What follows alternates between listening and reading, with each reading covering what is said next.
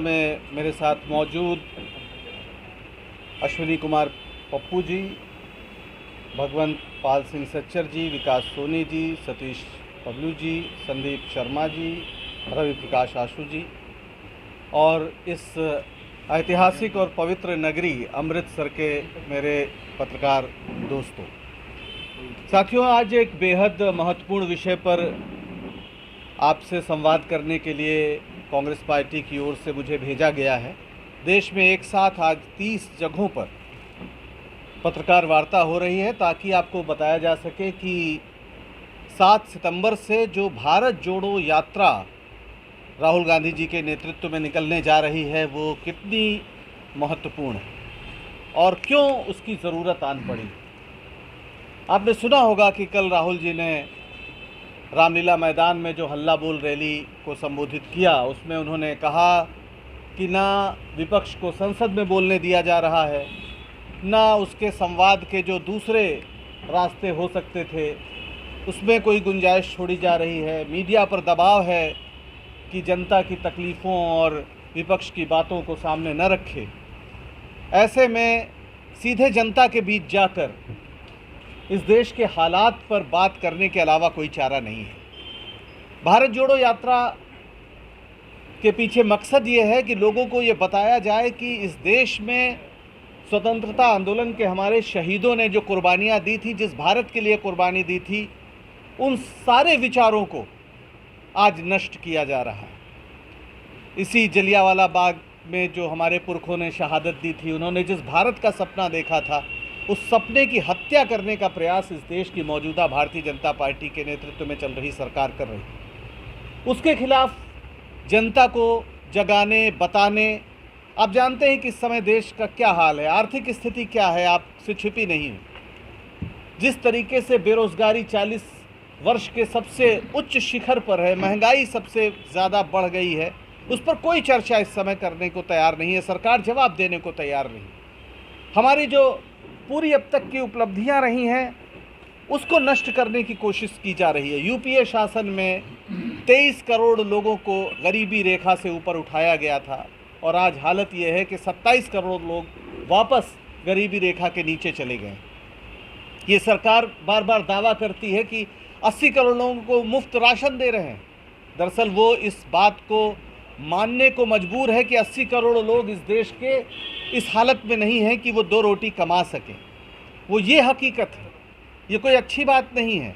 और जो वो दे रहे हैं वो भी इसलिए उन्हें देना पड़ रहा है कि यूपीए के समय राइट टू फूड यानी भोजन का कानून, भोजन के अधिकार का कानून बनाया गया, दिया गया और इस देश में हर उस व्यक्ति को सरकार से राशन पाने का अधिकार है जिसके पास भोजन नहीं है। ये कानूनी अधिकार यूपीए शासन में सरदार मनमोहन सिंह की नेतृत्व में चलने वाली सरकार ने दिया था। ये बात हमें भूलना नहीं चाहिए। ये अलग बात है कि राशन के पैकेट में मोदी जी बेशर्म तरीके से अपनी तस्वीर छापते हैं और जिस देश में कहा जाता था कि दाएं हाथ से दान दो, बाएं हाथ को पता न चले, ये वो देश है। वहाँ पर नमक के पैकेट पर भी एक प्रधानमंत्री अपनी तस्वीर लगवाना चाहता है और वित्त मंत्री ने, अभी आपने देखा होगा कि एक राशन की दुकान में प्रधानमंत्री की तस्वीर नहीं दी, तो कैसा तांडव किया उन्होंने। इसके अलावा जो राष्ट्रवाद की बात करती है सरकार, आज चीन हमारे देश के अंदर घुसकर गांव बसा रहा है। ये बात खुद अरुणाचल प्रदेश की जनता कह रही है, उनके नेता कह रहे हैं और इस देश का प्रधानमंत्री कहता है कि न कोई आया है, न कोई घुसा है, न कोई आएगा। एक बेशर्मी से झूठ बोलना, इस हकीकत को स्वीकार नहीं करना कि चीन के सामने आप बोलने को तैयार नहीं हैं, यह है आपके राष्ट्रवाद की हकीकत। संघवाद पर जिस तरह का हमला हो रहा है, जीएसटी के नाम पर जिस तरह से इकट्ठा किया गया टैक्स केंद्र सरकार अपने पास रख रही है और राज्यों को मोहताज बना रही है, राज्यों की हालत खराब हो रही है और सारी आर्थिक ताकत अपने पास रख रही है। ये हमारे संवैधानिक जो अधिकार हैं राज्यों के, जिसने इस देश को फेडरल, एक संघीय स्वरूप दिया, ये उस पर भी हमला हो रहा है। तो कुल मिला के हमारे जो कॉन्स्टिट्यूशन पर और जो हमारे आज़ादी के आंदोलन के जो मूल्य थे, जो सपने थे, उस पर जो हमला है, इसके खिलाफ एक तपस्या करने जा रहे हैं इस देश में, जिनका नाम है राहुल गांधी जी। मैं तपस्या इसलिए कह रहा हूं कि ये सामान्य बात नहीं है। आज तक ऐसी कोई यात्रा नहीं हुई। पहले मध्य युग में यात्राएं होती थी, हमारे संत महात्मा लोग करते थे, प्यार का संदेश देने के लिए करते थे। गुरु नानक जी कहाँ से कहाँ तक गए, बगदाद तक गए, पूरे देश में घूमे, हरिद्वार भी गए, जहाँ जहाँ जा सकते थे, और यही बताने जाते थे कि एक नूर से सब जग उपजिया, आदमी और आदमी में कोई भेद नहीं है। यही बताने के लिए हमारे संत महात्मा गुरु पूरे देश का दौरा करते थे।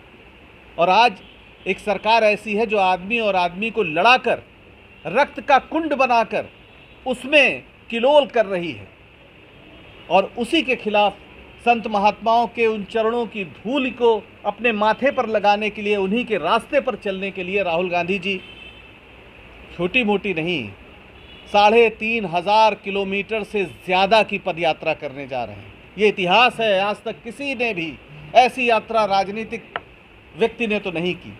7 सितंबर को वहाँ पर सुबह 7 बजे कार्यक्रम है, जहाँ उन्हें श्रद्धांजलि देने राहुल गांधी जी जाएंगे। उसके बाद 3 से 4 बजे के बीच तिरुवल्लुर स्मारक जाएंगे, विवेकानंद स्मारक जाएंगे, कामराज स्मारक जाएंगे, वहाँ पर श्रद्धांजलियाँ देंगे तमाम इन महापुरुषों को।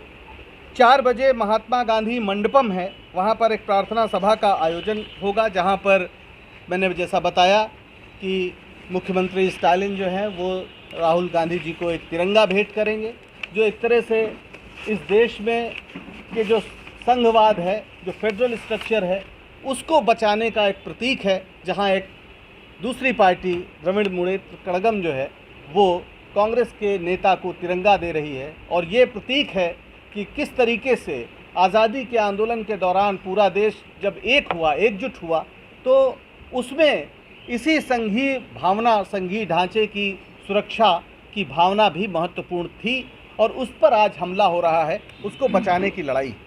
रोज़ ये यात्रा चलेगी, सुबह और शाम। उस दिन 7 सितंबर को शाम 5 से 6:30 बजे के बीच यात्रा की एक औपचारिक शुरुआत होगी, यानी उसी शहर में, और उसके बाद वहाँ एक जनसभा होगी। दूसरे दिन से यानी 8 सितंबर से एक सिलसिला शुरू होगा, जिसमें 8 सितंबर को 7 बजे कन्याकुमारी के अगस्तीस्वरम में विवेकानंद इंस्टीट्यूट ऑफ पॉलिटेक्निक के मैदान से ये पदयात्रा प्रारंभ होगी, जिसमें तमिलनाडु और दूसरे राज्यों के और तमाम सामाजिक संगठनों के लोग इसमें शामिल होंगे। ये यात्रा रोज़ सुबह प्रार्थना सभा के साथ शुरुआत होगी 7 बजे से, और 15 किलोमीटर सुबह चलेगी।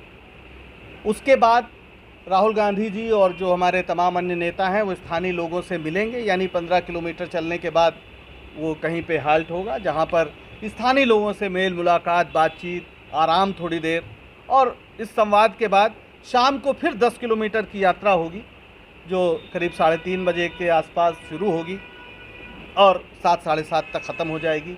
सुबह चूँकि जिस गांव से गुज़र रहे होंगे वहाँ के लोग होंगे, यात्री होंगे, कुछ चुने हुए लोग होंगे, तो सुबह इस यात्रा में मेरा ख्याल है कि 2-2,500 लोग ही होंगे, लेकिन शाम की जो यात्रा होगी उसमें कम से कम 20-25 हज़ार लोग इसमें शामिल होंगे।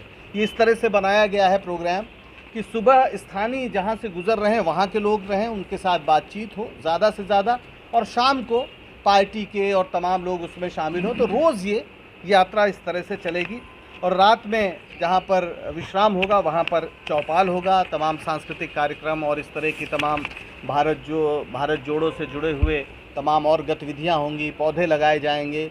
इस तरह के कार्यक्रम करते हुए ये हम आगे बढ़ेंगे। और जैसा मैंने बताया कि भारत जोड़ो यात्रा.in को आप जब फॉलो करेंगे उसमें आपको हर दिन की गतिविधि मिल जाएगी। और अगर और आपको एक नंबर मैं दे रहा हूँ 9999980200, इसमें आप मिस्ड कॉल करिए, या ट्विटर, फेसबुक, यूट्यूब और इंस्टाग्राम पर भी आप यात्रा को फॉलो कर सकते हैं। तो ये पूरा मसला था जिसको हम बताने के लिए यहाँ पर आए। पूरे देश में आज ये प्रेस कॉन्फ्रेंस हो रही, मैंने बताया 30 जगह हो रही, और मुझे खुशी है कि इस बहाने मुझे इस पवित्र धरती की मिट्टी को अपने माथे पर लगाने का सौभाग्य हासिल हुआ। आप सभी साथियों का बहुत बहुत धन्यवाद। अगर कोई प्रश्न आप चाहें तो आप पूछ सकते हैं। जो 100 अतिथि यात्री रहेंगे वो लोकली रहेंगे वहाँ? नहीं, मैंने आपसे बताया कि 118 यात्री पूरे देश के, वो 118 वो उसी राज्य के जो चुने, हाँ, जो जाना चाहेंगे, पर मतलब वो लगातार साथ रहें ज़रूरी नहीं है, हो सकता है कोई 10 दिन रहे, वो अतिथि यात्री के रूप में जुड़ेंगे 10 दिन 20 दिन, लेकिन ये 118 जो हैं राहुल जी के साथ वो पूरा 3570 किलोमीटर न्यूनतम जो है वो चलेंगे। कोई भी जो स्टेट है उसके अलग अलग जिलों में कोई ऐसे जो हमारी इस यात्रा के अलावा बहुत से ऐसे प्रदेश हैं जहाँ यात्रा नहीं जा रही है, तो नॉन यात्रा स्टेट्स जितने हैं वहाँ पर इस संदेश को ले जाने के लिए स्थानीय स्तर पर भी यात्राएं होंगी। कुछ स्टेट हैं जैसे उत्तर प्रदेश ही है, वहाँ सिर्फ एक ज़िले से गुजर पा रही है, या कहीं 2 दिन है, कहीं 4 दिन है, कहीं 16 दिन है, क्योंकि मकसद है पूरा कन्याकुमारी से कश्मीर तक जाना। इसका कोई चुनाव से लेना देना नहीं है। बहुत लोग ये सवाल उठाते हैं कि साहब आप गुजरात नहीं जा रहे हैं, आप हिमाचल नहीं जा रहे हैं, आप तो वहाँ जा रहे हैं। तो उसका असली जवाब यही है कि भाई ये तपस्या है, इसका चुनाव से कोई लेना देना नहीं। हम भारत की आत्मा को जगाने के लिए जा रहे हैं। चुनाव आएंगे जाएंगे, बीच में पार्टी का भी चुनाव है अध्यक्ष का 17 अक्टूबर को, उसमें भी इससे कोई फ़र्क नहीं पड़ता। इसलिए इस यात्रा को एक अलग स्तर पर आप भी समझें, ऐसा हम आपसे आग्रह करते हैं। जी,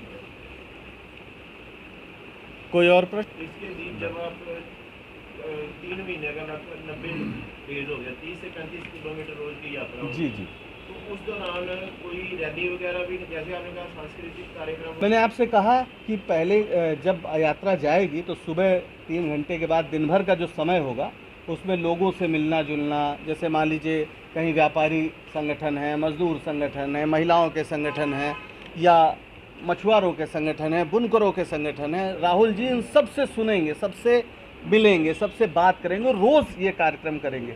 हो सकता है बीच में कोई नुक्कड़ सभा भी हो जाए, नुक्कड़ सभा होना कोई बड़ी बात नहीं है। 1000 2000 10,000 लोग सामने कहीं भी आप खड़े होकर चलते हुए 10 मिनट के लिए बात कर सकते हैं, वो कोई बड़ी बात नहीं है। तो लेकिन कोई बड़ी रैली होगी, रैली एक एकदम अलग चीज़ होगी, उसकी फ़िलहाल कोई योजना नहीं है। और राज्यों को, जैसे अब आप पंजाब में समय है आने पर, तो 1 महीने पहले तक ये कार्यक्रम यहाँ पे बता